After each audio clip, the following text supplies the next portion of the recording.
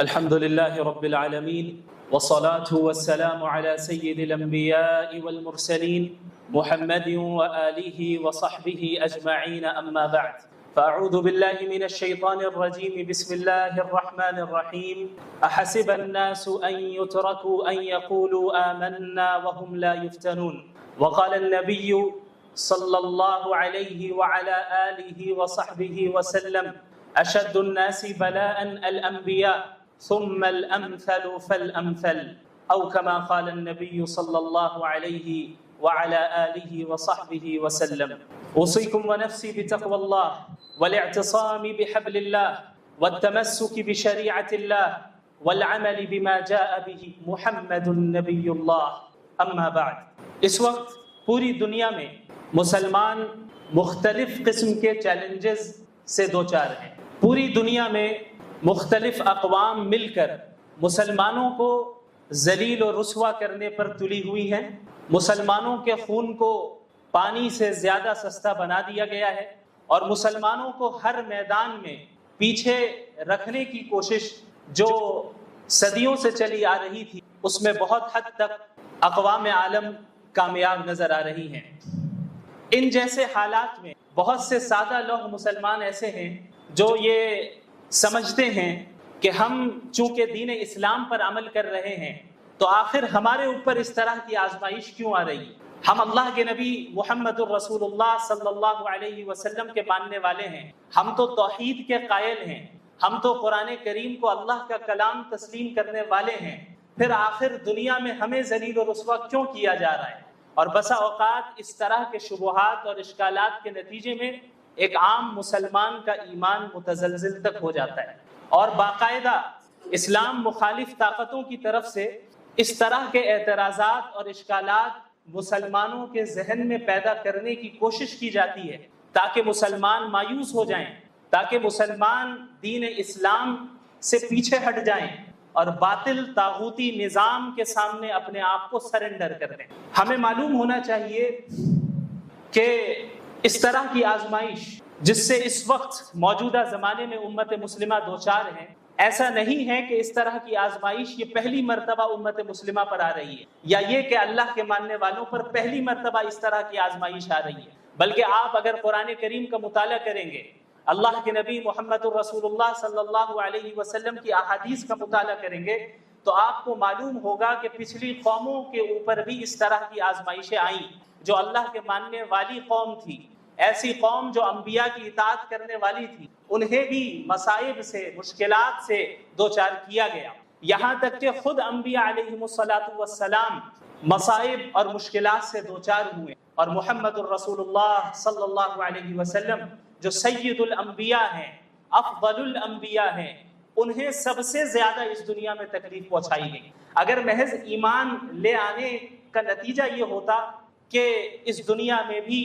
مسلمانوں کو کسی طرح کی تکلیف نہ دی جاتی تو اس کے سب سے زیادہ مستحق خود محمد الرسول اللہ صلی اللہ علیہ وعلی آلہ وصحبہ وسلم تھے، لیکن اللہ کے نبی صلی اللہ علیہ وسلم نے کیا فرمایا؟ آپ صلی اللہ علیہ وسلم نے فرمایا اشد الناس بلاء الانبیاء، اس دنیا میں سب سے زیادہ آزمائشیں انبیاء کو آتی ہیں، ثم الامثل فالامثل، پھر دین کے اعتبار سے ان سے قریب تر جو ہوگا اس کے اوپر آزمائشیں آئیں گی۔ تو آزمائشوں کا آنا یہ اس بات کی ہرگز دلیل نہیں ہے کہ ہم حق پر نہیں ہیں، بلکہ آزمائشوں کا آنا ایک اعتبار سے اس بات کی دلیل ہے کہ ہم حق پر ہیں اور ہم اللہ کے نبی صلی اللہ علیہ وسلم کے ماننے والے ہیں اور اللہ کے نبی صلی اللہ علیہ وسلم کے طریقے کے مطابق زندگی گزارنا چاہتے ہیں۔ آپ کو معلوم ہونا چاہیے کہ خود اللہ کے نبی صلی اللہ علیہ وسلم کو اپنی زندگی میں کتنی تکلیفوں کا سامنا کرنا پڑا، کس طریقے سے اللہ کے نبی صلی اللہ علیہ وسلم کو قتل کرنے کے منصوبے بنائے گئے، کس طریقے سے آپ صلی اللہ علیہ وسلم کو کعبے کے سامنے عبادت کرنے سے مشرکین مکہ روکا کرتے تھے۔ ایک مرتبہ اللہ کے نبی صلی اللہ علیہ وسلم سجدے کی حالت میں تھے کہ ایک مشرک آیا اور آپ صلی اللہ علیہ وسلم کے اوپر اونٹ کی گندگی کو، جھڑی کو آپ صلی اللہ علیہ وسلم کے اوپر ڈال دیتا ہے۔ اسی طرح ایک مرتبہ اللہ کے نبی صلی اللہ علیہ وسلم حرم میں موجود تھے، ایک مشرک آگے بڑھتا ہے اور ایک چادر کے ذریعے آپ صلی اللہ علیہ وسلم کے گلے پر پھندا ڈالتا ہے اور اسے کھینچتا ہے، یہاں تک کہ حضرت ابو بکر رضی اللہ عنہ قریب آتے ہیں اور اللہ کے نبی صلی اللہ علیہ وسلم سے اس مشرک کو دور کرتے ہیں۔ اسی طرح اللہ کے نبی صلی اللہ علیہ وسلم کو کس طریقے سے طائف میں لہو لہان کیا گیا۔ آپ صلی اللہ علیہ وسلم اسی دین کے خاطر گئے تھے۔ اب یہ کون سی شخصیت ہے؟ یہ شخصیت وہ ہے جو اللہ کے نزدیک محبوب ترین شخصیت ہے۔ اللہ چاہتے تو انہیں اتنی آزمائشوں سے نہیں گزارتے۔ اللہ رب العالمین اس بات پر قادر تھے کہ بغیر کسی تکلیف پہنچے اللہ کے نبی صلی اللہ علیہ وسلم پر پورے جزیرۃ العرب کے تمام لوگ ایمان لے آتے ہیں، لیکن اللہ کے نبی صلی اللہ علیہ وسلم کو بھی آزمائشوں سے گزارا گیا۔ کیوں؟ تاکہ قیامت تک کی امت کے لیے وہ ایک نمونہ بن سکے، قیامت تک کی امت کے لیے وہ ایک رول ماڈل بن سکے، امت نصیحت حاصل کر سکے کہ ان مواقع میں اللہ کے نبی صلی اللہ علیہ وسلم کی سنت کیا رہی، ان حالات میں اللہ کے نبی صلی اللہ علیہ وسلم نے کس طرح مشرکین کے ساتھ ڈیل کیا،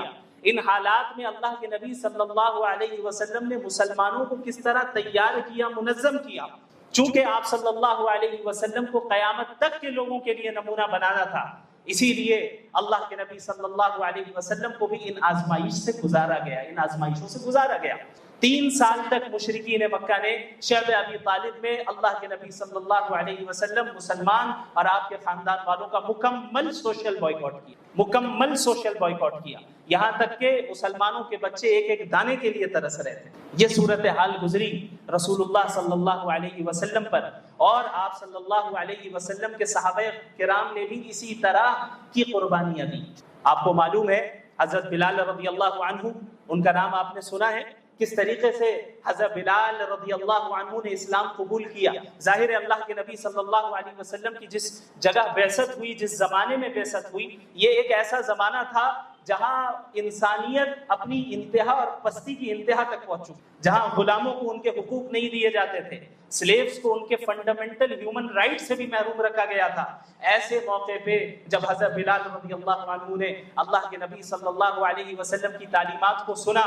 کہ یہ غلام تمہارے بھائی ہیں، انہیں وہی کھلاؤ جو خود کھاتے ہو، انہیں وہی پہناؤ جو خود پہنتے ہو، انہیں اتنا بوجھ نہ دو کہ وہ اسے پورا نہ کر پائے، اور اگر کوئی بھاری کام دینا بھی پڑ جائے تو تم خود ان کا تعاون کرو۔ اللہ کے نبی صلی اللہ علیہ وسلم کی ایسی تعلیمات جن کو سن کر حضرت بلال رضی اللہ عنہ اسلام کی طرف مائل ہوئے اور دل و دماغ میں ایمان راسخ ہو گیا، یہاں تک کہ ان کا جو مالک تھا حضرت بلال رضی اللہ عنہ کو چلچلاتی دھوپ میں تپتی ہوئی ریت کے اوپر رکھتا۔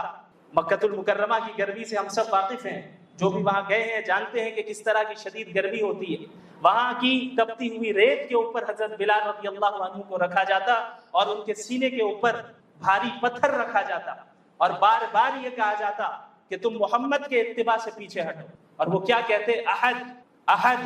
صرف ایک اللہ، صرف ایک اللہ۔ آخر کیا چیز تھی جو حضرت بلال رضی اللہ عنہ کے اندر داخل ہو گئی تھی؟ ایک ایسی چیز جو انہیں دنیا کی ہر طرح کی تکلیفوں کو جھیلنے کے لیے تیار کر رہی تھی اور انہیں مضبوطی دے رہی تھی، انہیں طاقت دے رہی تھی۔ حضرت سمیہ رضی اللہ عنہا جو اسلام کی سب سے پہلی شہیدہ ہیں، کس طریقے سے، کس بے دردی کے ساتھ اور بے رحمی کے ساتھ انہیں شہید کیا گیا، ان کی شرمگاہ میں نیزہ مارا گیا اور انہیں شہید کر دیا گیا۔ حضرت مصعب بن عمیر رضی اللہ عنہ یہ صحابی رسول ہیں، آپ کو معلوم ہوگا کہ اسلام لانے سے پہلے کافی مالدار تھے اور 200 درہم کا کپڑے پہنا کرتے تھے اور کافی قیمتی خوشبو اور عطر کو استعمال کیا کرتے تھے، بڑی لگژریس لائف گزارتے تھے، ناز و نیام میں پلنے والے تھے۔ لیکن جب انہوں نے اسلام قبول کر لیا، ان کی زندگی میں انقلاب آ گیا۔ ایک انسان، ہم اور آپ اپنے اوپر ذرا غور کریں، ہم اپنے کمفرٹ زون سے باہر نہیں آنا چاہتے، ہمیں اپنی زندگی میں ذرا سی تکلیف آ جائے تو ہم اللہ سے شکایت کرتے ہیں، ذرا سی تکلیف آ جائے تو ہم یہ شکایت کرتے کہ ہمارے ہی ساتھ ایسا کیوں ہوا۔ حضرت مصعب بن عمیر کے بارے میں سنیے۔ حضرت مصعب بن عمیر رضی اللہ عنہ وہ ہیں جو کافی مالدار تھے۔ انہوں نے جب اسلام قبول کیا تو ان کے جو چچا تھے انہوں نے ان سے کہا کہ تم اگر اپنے باپ کے دین کو چھوڑ رہے ہو تو پھر یہ جو مال تمہیں حاصل ہے یہ بھی تمہارے باپ کا ہی کمایا ہوا مال ہے، لہٰذا تمہیں اسے چھوڑنا ہو۔ انہوں نے یہ بات اس لیے کہی کہ شاید مصعب بن عمیر رضی اللہ عنہ ان کی بات سے، اس بات سے ڈر جائیں، چونکہ زندگی پر لگژریس لائف میں رہے اور اب سارے مال و دولت چھیننے کی بات ہو رہی ہے تو شاید وہ محمد الرسول اللہ کی اتباع سے پیچھے ہٹ جائیں، لیکن ایسا نہیں ہوا۔